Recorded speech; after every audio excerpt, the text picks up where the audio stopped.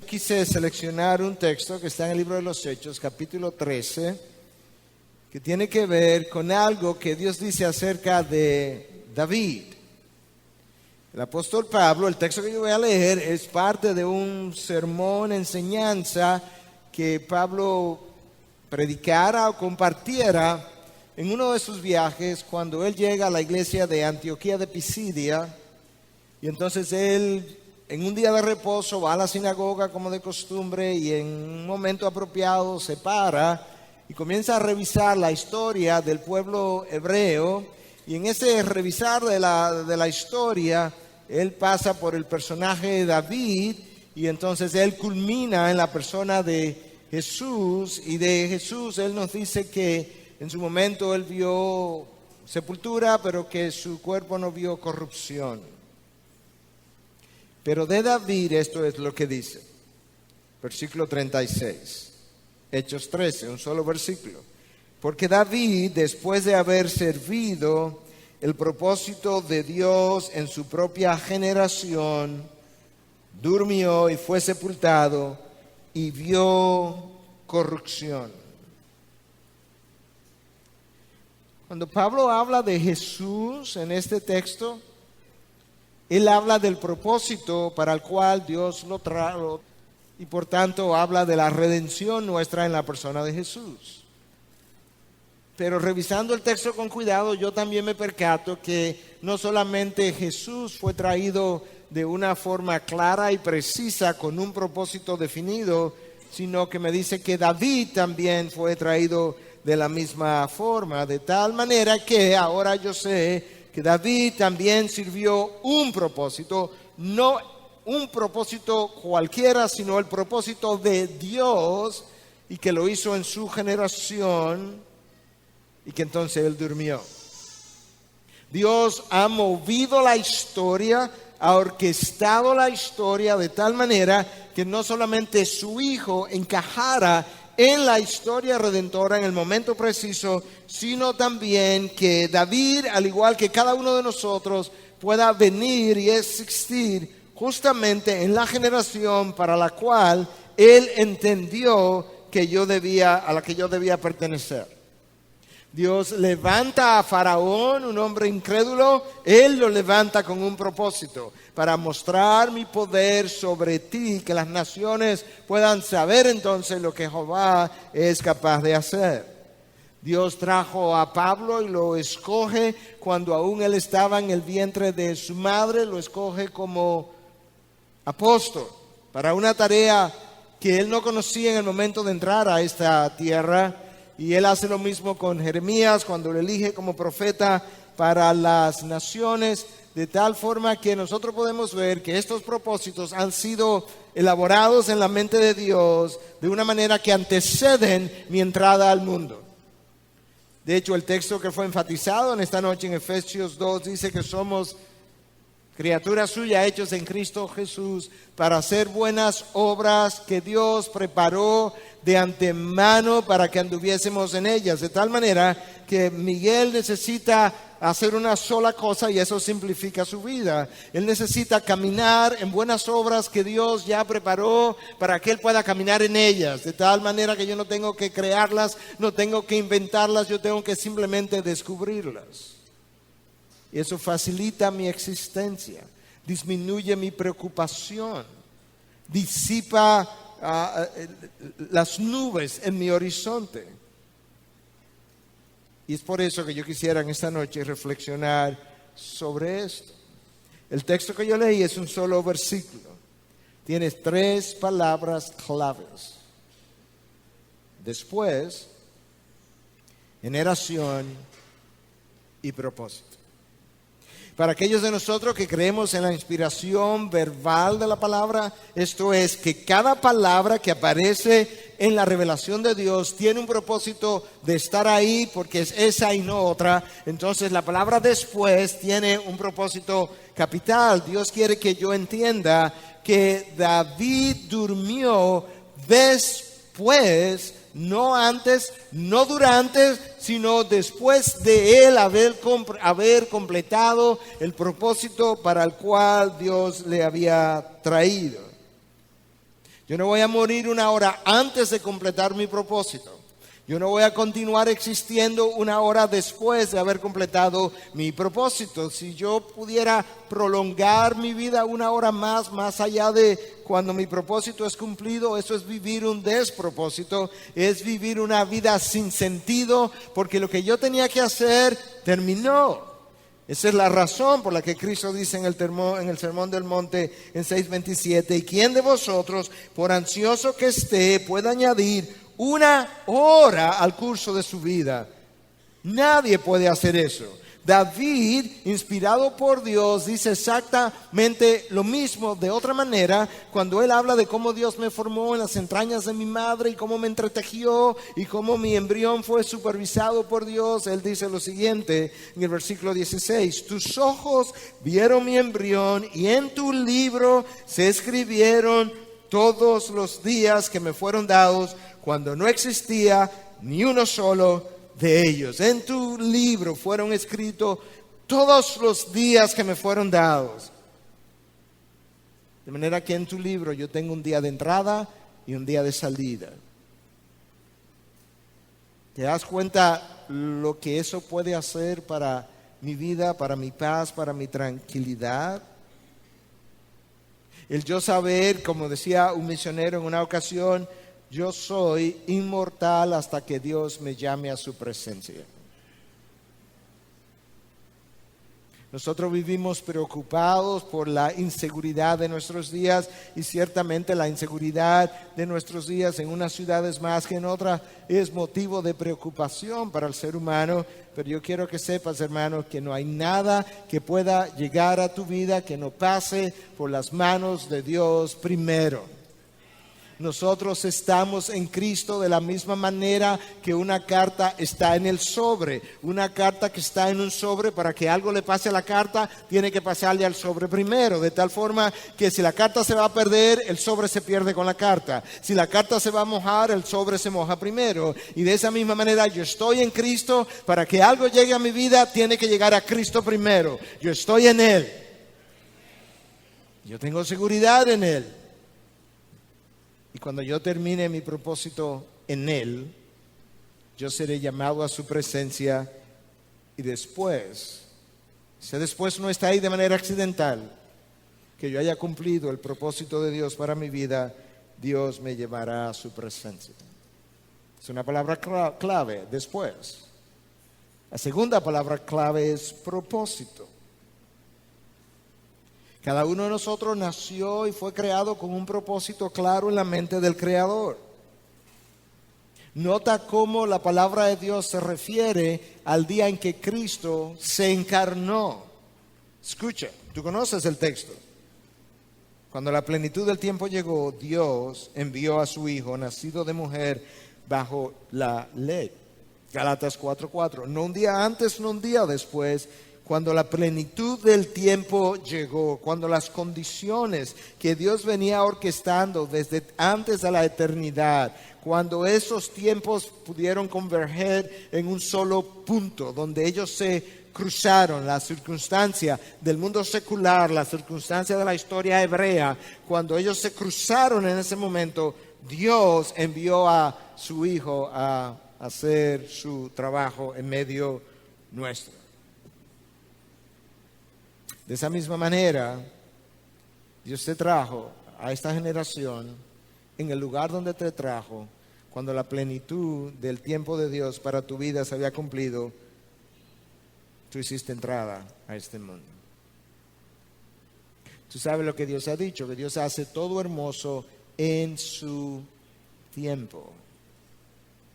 Frecuentemente nosotros no vemos el proceso o el propósito de Dios hermoso en nuestras vidas, porque con frecuencia nosotros queremos vivirlo antes de tiempo, o no queremos vivirlo, o queremos cambiarlo, o queremos hacerlo de otra manera. Pero Dios hace todo hermoso en su tiempo, de tal forma que ese texto me está diciendo que el propósito de Dios es tiempo específico. De hecho, es generación específico. Moisés tuvo tempranamente una idea de que Dios lo había llamado y que su llamado tenía algo que ver con la liberación del pueblo hebreo, pero como él no entendió el tiempo de Dios, en ese momento Moisés mató a un egipcio y tuvo que salir huyendo, y por 40 años estuvo en el desierto tratando después de haber tratado de llevar a cabo un propósito para el cual Dios lo estaría llamando, pero no todavía. Moisés tenía el propósito de Dios fuera de tiempo. El tiempo es tan vital que yo te lo puedo ilustrar de otra manera. Una madre, unos padres, mejor dicho, reciben a su hija de 28 años de edad que tiene 3 años de casada y viene y le dice: papi, mami, yo estoy embarazada, y el papá, la mamá celebran, aplauden, esa noche quieren salir a cenar y celebrar con su hija que está embarazada. ¡Qué maravilla es! Una hora más tarde, su otra hija de 15 años de edad, soltera, viene: papi, mami, yo también estoy embarazada. Y ahora hay llanto, y hay ira, y hay molestia, y hay vergüenza. ¿Cuál es el problema? Ambas están embarazadas. Ambas son hijas. Ambas tienen un nieto en el vientre. La única diferencia es, como dirían en inglés, timing, el tiempo. Una está a tiempo, la otra está fuera de tiempo. Dios hace todo hermoso en su tiempo. Y cuando David cumplió el propósito de Dios en su generación, David murió. En su generación. Esa es una palabra clave también que yo te mencioné. Si tú existes en esta generación es porque Dios entiende, le decía yo a los jóvenes ayer, Dios entiende que tú tienes algo que aportar a esta generación, y cuando tú no lo aportas, tú le estás robando algo a tu generación. Eso es como funciona. Dios no te puso en esta generación, como yo también mencionaba, para que te quejes y registres lo que está pasando. En la ciudad de Santo Domingo, en República Dominicana, hay un aumento de los crímenes en los últimos 20 años. Hay un aumento de la intranquilidad. Dios no me puso aquí para que registre la historia. Él conoce esa historia. Él me puso aquí para que impacte la historia. En su nombre, para su gloria, bajo su autoridad y su dirección. Para eso yo existo en esta generación. Nuestro Dios es un Dios de propósito. Y como Él es un Dios de propósito, cada vez que Él hace algo, antes de crearlo, Él ideó en su mente el propósito para el cual Él quería que existiera. Y la manera como yo ilustro esto una y otra vez es: si tú piensas en un alfarero, cuando él hace un florero usualmente alto para que pueda tener en su interior un tallo largo de una flor. Pero cuando él piensa en un recipiente para tomar café, él piensa en algo pequeño y de poca profundidad, y le pone un asa para que tú la puedas agarrar y no te queme, y entonces tú te la puedas llevar a la boca. Pero el tamaño, la forma, la existencia del asa o no asa dependen primero de la intencionalidad en la mente del creador y de la razón por la cual él iba a crear lo que iba a crear. Y de esa misma manera, entonces, Dios, que es el alfarero perfecto, cuando pensó en ti y pensó en mí y en la manera como nos iba a usar, pensó en dones y talentos y oportunidades y lugares que podían usar una persona con tal equipamiento, y ahí me colocó para usarme a su tiempo de una manera hermosa. Obras creadas de antemano para que yo pueda andar en ella. La razón por la que eso es importante, o razones, son múltiples. Moisés es una buena ilustración de por qué no vivir el propósito de Dios fuera de tiempo. A nivel personal, hay mucha insatisfacción que ocurre cuando yo no vivo el propósito de Dios. Yo no puedo vivir de manera satisfactoria, satisfecho, gozoso fuera del propósito de Dios. No existe. De tal forma que mi vida de gozo y de plenitud depende justamente de que yo haya podido identificar, encontrar y rendirme de una manera completa a la realización del propósito de Dios para conmigo. Eso satisface mi alma, y muchas veces la insatisfacción con la que vivo, aunque puede ser multifactorial y frecuentemente lo es, una de las razones es no vivir el propósito de Dios. No puedo tener gozo sin vivir su propósito. Una vida con múltiples propósitos es una vida complicada. Una vida con una singularidad de propósito es una vida no solamente simple, es una vida enfocada, es una vida efectiva. Quizás esta ilustración te pueda ayudar. Nosotros estamos aquí en este momento y estamos siendo iluminados por luces. Esas luces esa luz que estamos recibiendo está compuesta de fotones. Pero cuando tú piensas en un rayo láser, el rayo láser también está compuesto de fotones. Y resulta que no hay diferencia entre los fotones del rayo láser y los fotones de esta luz. Y sin embargo, esta luz no tiene ninguna potencia de penetración como el láser lo hace. Y sin embargo, el láser sí tiene tal potencia. ¿Cuál es la diferencia entre esas dos luces compuestas de fotones similares? La única diferencia es que todos los fotones del rayo láser están dirigidos en una sola dirección, y eso le da poder de penetración al láser versus estos otros fotones que están todos dispersos. Y cuando tú piensas en esa ilustración y piensas en tu vida, entonces Dios me ha equipado con dones y talentos y oportunidades, y Él es el único que tiene la sabiduría y la soberanía para tomar todos mis dones, todos mis talentos, todas mis oportunidades y dirigirlas en una sola dirección, de tal manera que mi vida sea eficaz y tenga poder de impacto cuando Él maneja mi vida y yo me dejo manejar, por así decirlo, por Él. De tal forma que yo tengo una sola opción, y es rendirme a los propósitos de Dios. Pero si tú no abrazas los propósitos de Dios, yo te puedo garantizar que Satanás tiene uno para ti. Y los propósitos de Satanás son atractivos. De hecho, Satanás está tan consciente de lo importante que es tener un propósito de vida, que cuando Cristo estaba siendo probado en el desierto por 40 días y Él estaba ayunando y teniendo comunión con el Padre, Satanás pensó que esa era la ocasión precisa para venir y ofrecerle propósitos de vida, y le dice: ¿sabes qué? Te ofrezco todos los reinos de este mundo si te postras a mis pies. Los puedes gobernar, los puedes hacer ahora mismo. No tienes que esperar, no tienes que sufrir, no tienes que llegar a la cruz, porque a mí me han sido dados. ¿Qué te parece, Jesús? Usted sabe la respuesta de Jesús. Pero una de las cosas que Jesús tenía consciente, no solamente de quién era quien le estaba tentando, sino que la oferta estaba fuera de tiempo. Y Dios hace todo hermoso en su tiempo. Tú tienes que estar consciente también que hay muchas cosas que llegan a nuestras vidas, que parecen oportunidades, que parecen buenas, que parecen tan wow que nadie quisiera rechazarlas, pero muchas de ellas vienen de parte del enemigo, que está tratando de ofrecerte un camino, una vereda por camino real.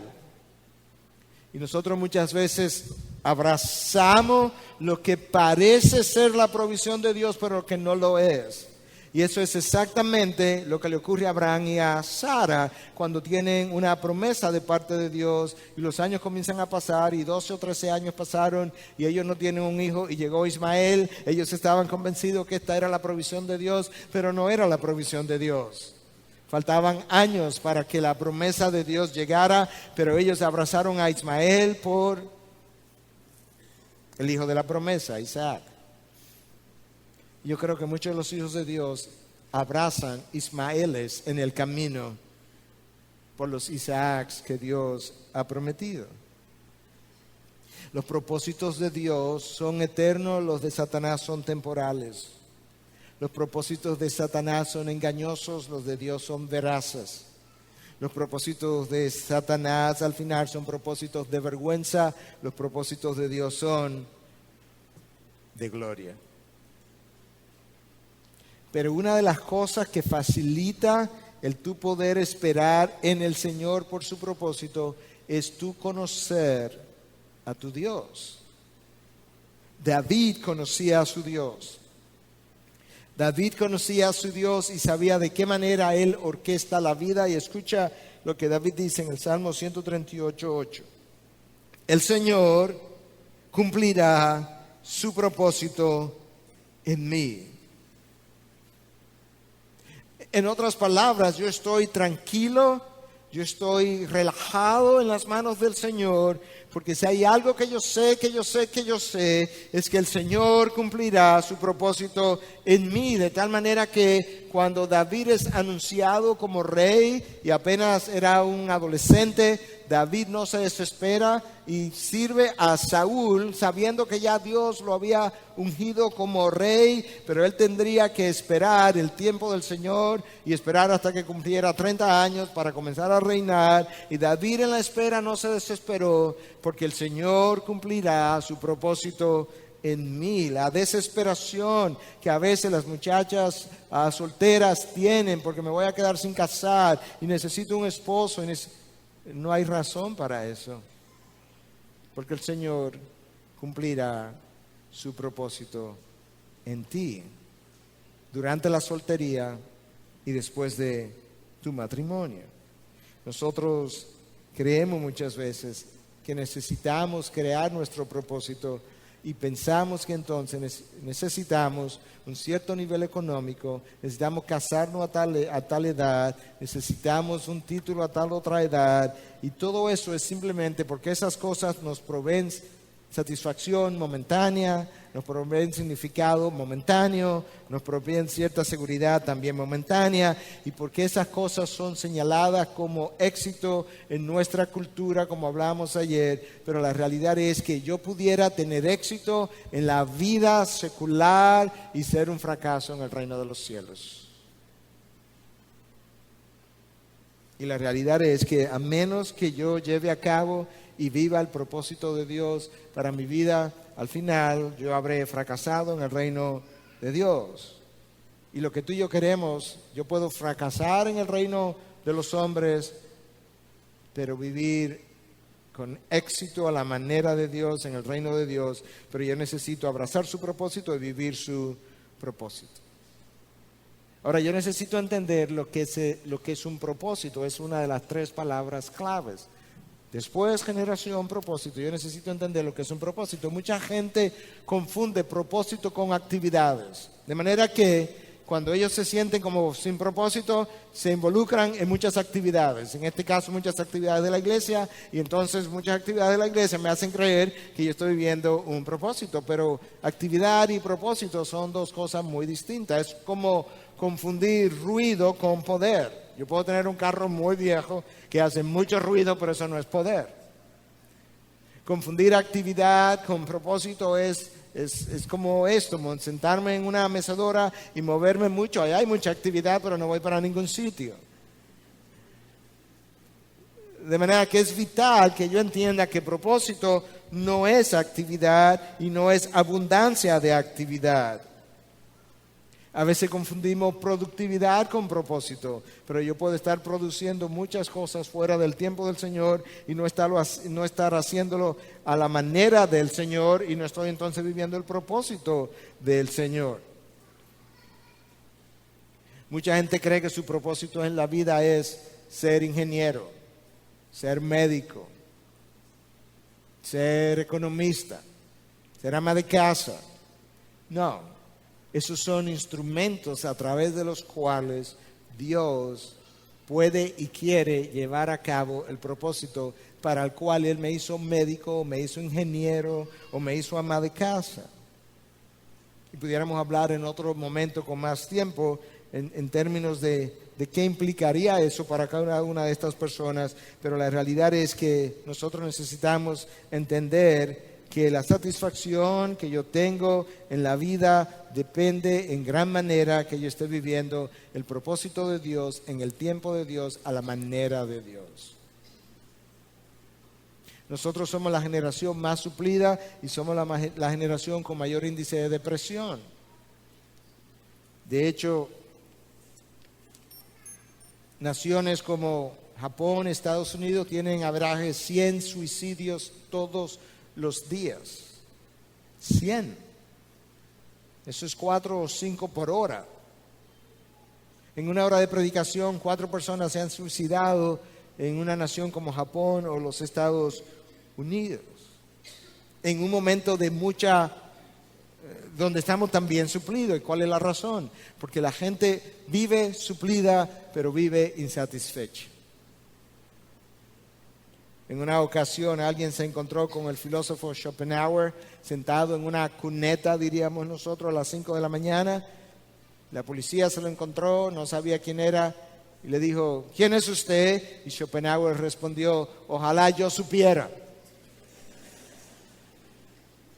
Perdido, un hombre brillante, perdido en las carreteras de la vida. Esa es la razón por la que este hombre pensó que la vida era simplemente un continuo deseo insatisfecho. Un continuo deseo insatisfecho. Escucha lo que Schopenhauer escribió. Toda la vida esencialmente es sufrimiento. Y cuando el hombre logra escapar momentáneamente del sufrimiento, termina por caer de manera inexorable en el insoportable vacío del aburrimiento. El sufrimiento nos entretiene. Cuando logras escapar del sufrimiento, que terminas en el aburrimiento. Eso es como la vida luce debajo del sol. Salomón pudo haberle dicho, de hecho, a Schopenhauer eso y haberle economizado la experiencia. Toda la vida despegada de Dios es un sinsentido, es un vacío, es vanidad de vanidades. No importa cuánto yo haga, cuánto yo fabrique, cuánto yo disfrute, cuánto yo tenga, es vanidad de vanidades. Entonces, ¿qué es propósito? Si no es ruido, si no es actividades, si no es una profesión, ¿qué es propósito? Propósito es la razón por la cual tú fuiste creado en el primer lugar. No importa si se refiere a tu persona, a cualquier otra cosa. El propósito de este reloj obedece a la razón para la cual él fue creado en el primer lugar. Él fue creado para dar la hora. Y si fue creado de manera sofisticada, para dar la hora de manera precisa. Esa es la única razón de su existencia. De tal forma que yo pudiera ver el propósito entonces como la razón para la existencia de algo o de alguien. El objetivo que inspira la creación de alguien. Te he nombrado, Jeremías, como profeta para las naciones. Te he nombrado, Pablo, como apóstol y como testigo fiel del Evangelio para que testifique ante reyes. Ese es tu propósito de vida, Pablo.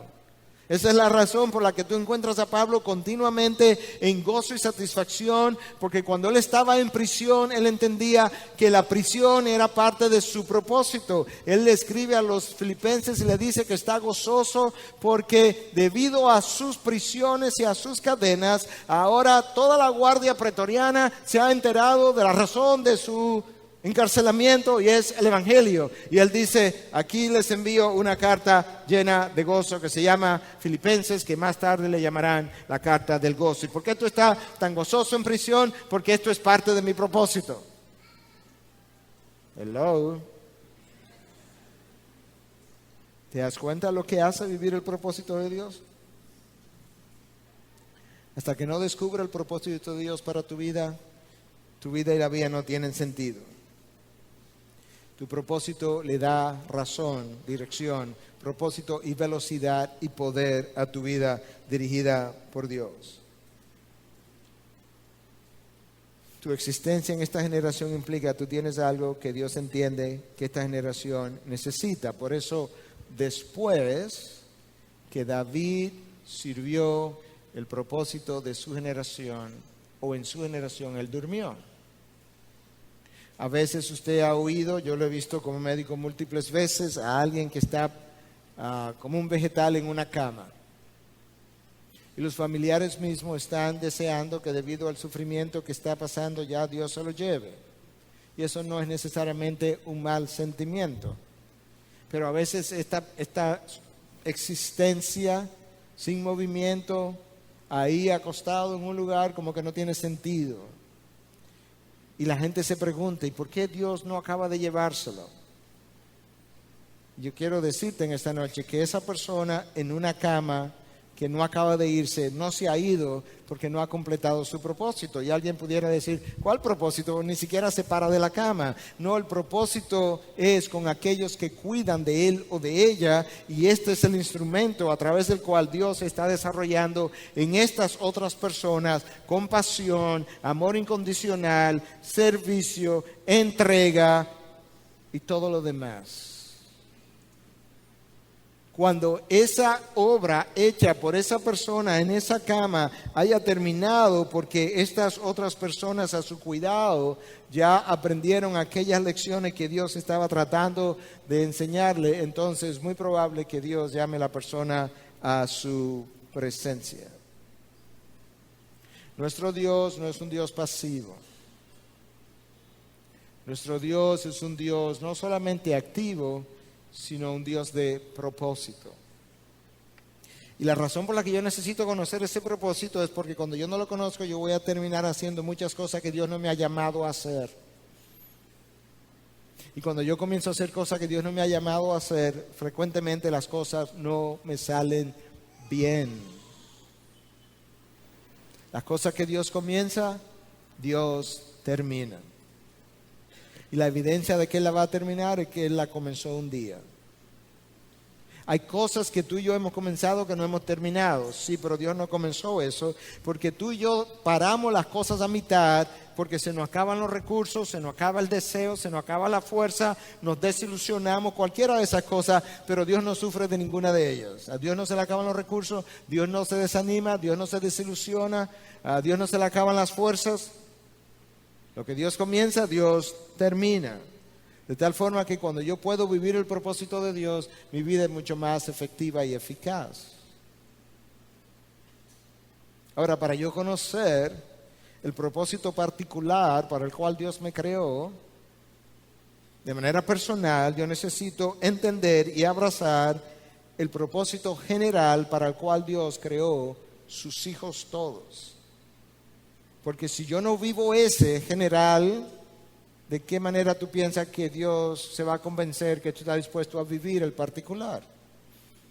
Quiero hablarte de uno o dos simplemente porque el tiempo no me da y como ustedes ya saben, yo tengo que salir para Santo Domingo en un rato, pero lo primero es que tú fuiste creado para conocer y amar a Dios, y eso es un gran privilegio.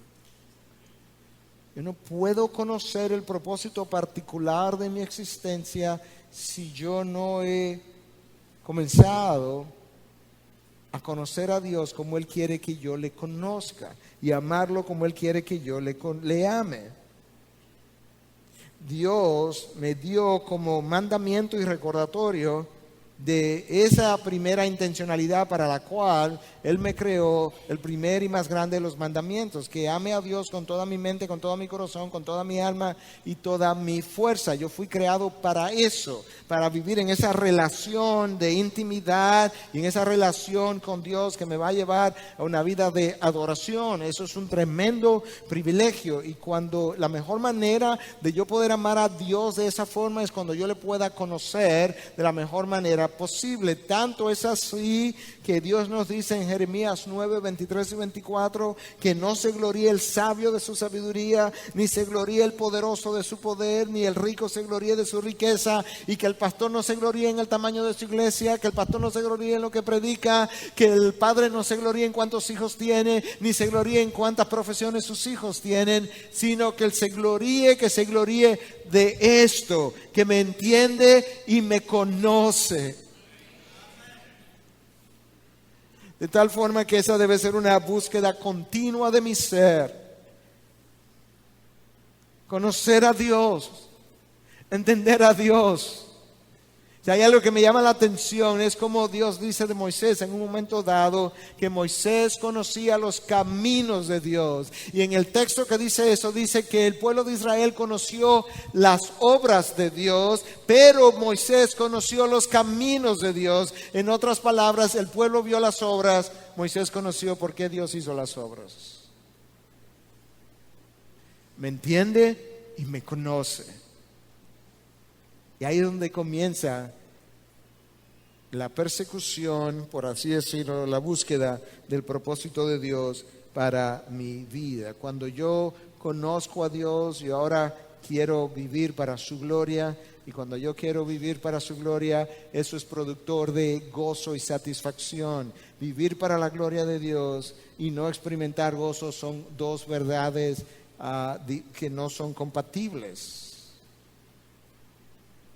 El gozo es un fruto de vivir el propósito de Dios a su manera, en su tiempo, para la gloria de Dios. ¿Qué implica entonces vivir para su gloria?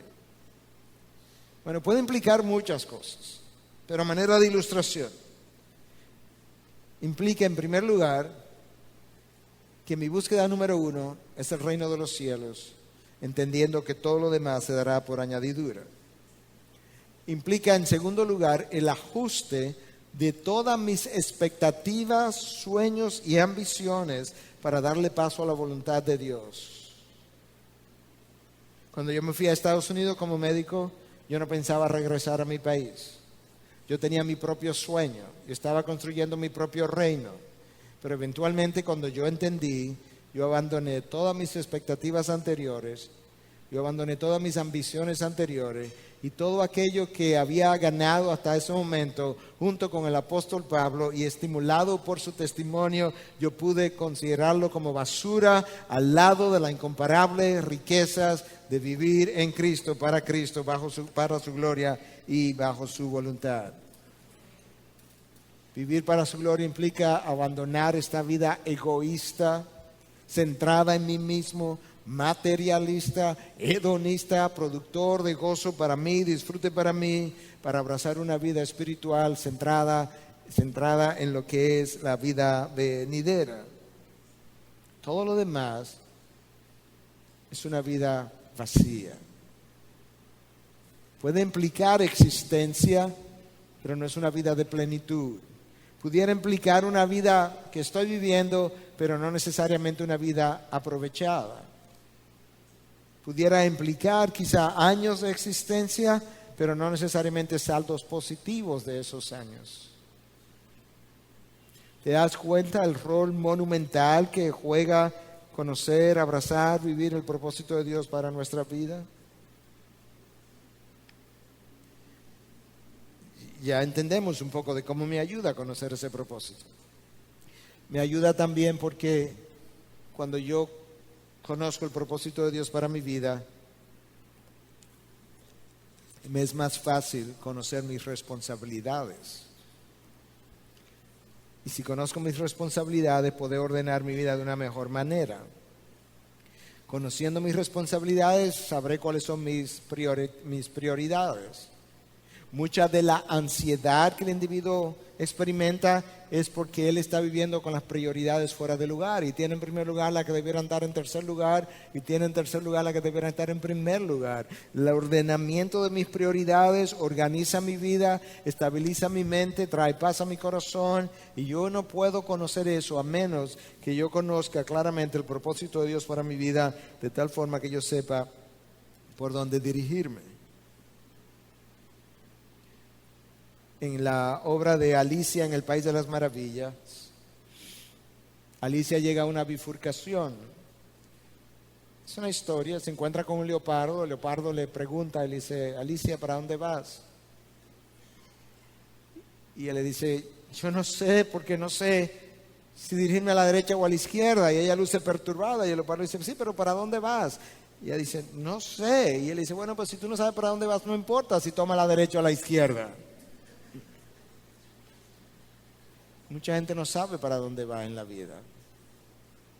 Y como no sabe para dónde va, está continuamente perturbada, sin saber en qué dirección dirigirse, pero lo único que le falta es un propósito que le muestre sus responsabilidades, le muestre sus prioridades y que pueda vivir en esa dirección. El conocer tu propósito determina tus prioridades, eficientiza tu tiempo. Pero si tú quieres saber cuál es el propósito de Dios para tu vida, tú no le puedes preguntar a la criatura, tú tienes que preguntarle al Creador. La flor no le puede preguntar al florero, ven acá, ¿y para qué te crearon? Hay que preguntarle al alfarero. Y de esa manera, entonces, si yo quiero conocer el propósito de Dios para mi vida, yo tengo que conocerle y entenderle, y en esa relación que yo vivo con Él, Dios me revelará el propósito para el cual yo fui introducido a esta tierra, en esta generación, en este tiempo, con los dones y talentos y oportunidades que Él me brindó. A veces yo no puedo discernir eso, no puedo discernir claramente el mensaje de Dios porque no tengo una relación con Él simplemente. No le conozco, no he entregado mi vida a Cristo, no tengo una relación con Él. A veces tengo la relación con Él porque ya le entregué mi vida a Cristo, pero yo no vivo en intimidad con Él. O yo no estoy llenando los propósitos primeros para los cuales Él me creó, para que me entienda y me conozca, para que me ames, para que disfrute de ese privilegio. Otras veces nosotros no vivimos el propósito de Dios para su vida y no lo estamos viviendo simplemente porque nosotros queremos lo que queremos, cómo lo queremos, cuándo lo queremos, en el lugar que lo queremos. Y Dios dice no. Dios le dice a Jacob en un momento dado que descendiera a Egipto y le dice, allí te haré una gran nación. ¿A dónde? Allí. Bueno, pero si tú eres Dios, si tú puedes hacerme una gran nación allí, ¿por qué tú no me puedes hacer una gran nación aquí? Y Dios le dice, no, porque es allí. Es allí donde está mi propósito. Es allí donde yo pienso cumplirlo. Es allí donde yo he diseñado el lugar para que eso se cumpla.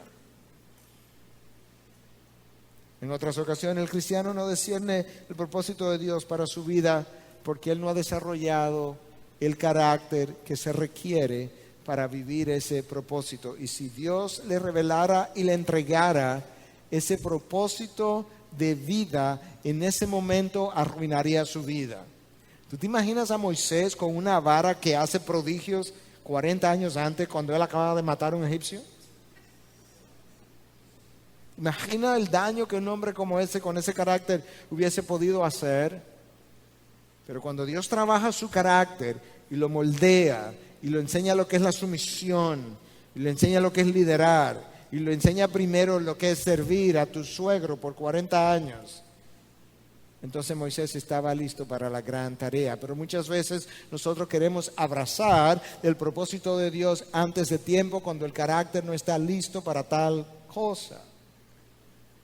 Y nosotros contribuimos a veces a empujar a la gente a abrazar propósitos para los cuales ellos no están listos. Imagínate un joven y una joven de 15 años abrazando el propósito de Dios para su vida, que es crecer y multiplicados. Pero es bíblico, pastor. Sí, pero tú no tienes el carácter para llevarlo a cabo. ¿Te das cuenta la importancia?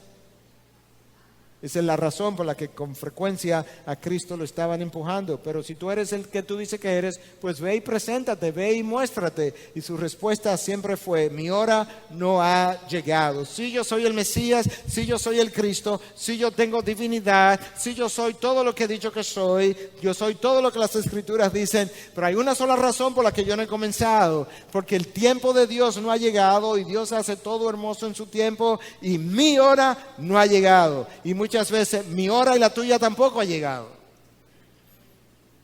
Yo tengo que aprender a esperar en el tiempo de Dios los propósitos de Dios. ¿Te das cuenta de la enorme diferencia que hace en una vida yo poder vivir enfocado, dirigido,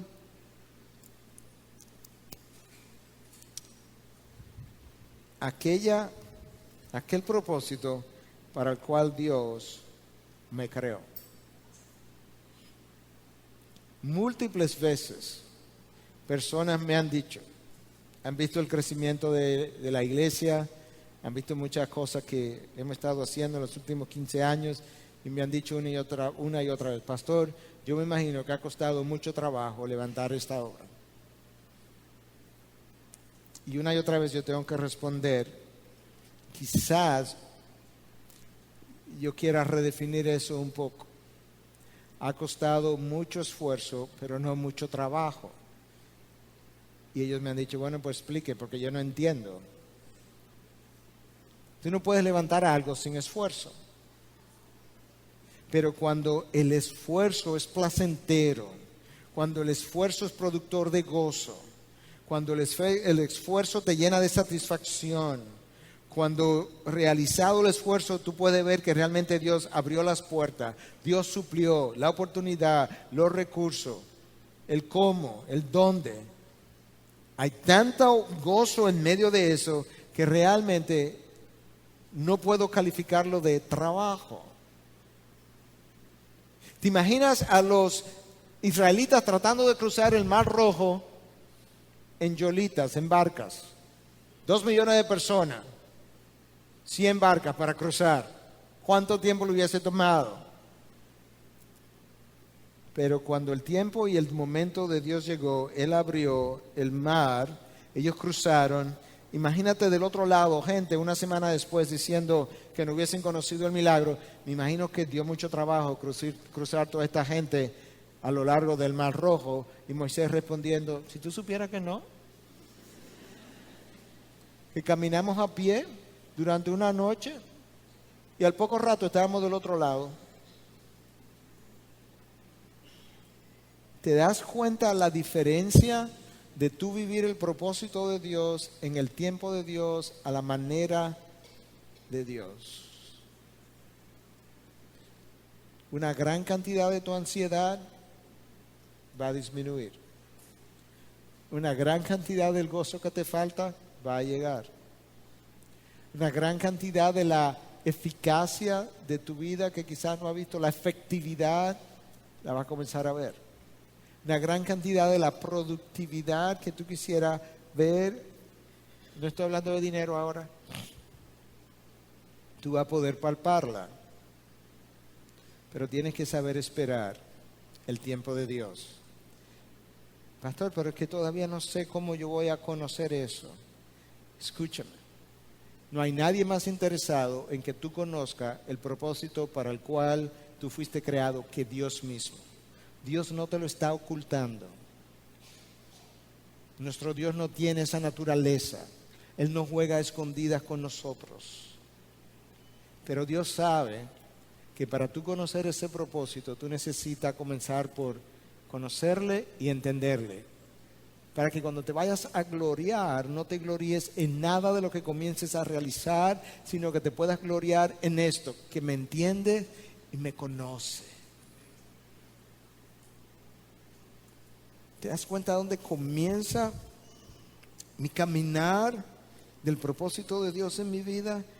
Comienza por esa advertencia que Dios me hace. No te gloríes en esto, ni en esto, ni en esto, ni en esto, ni en esto, sino que me entiendes y me conoces.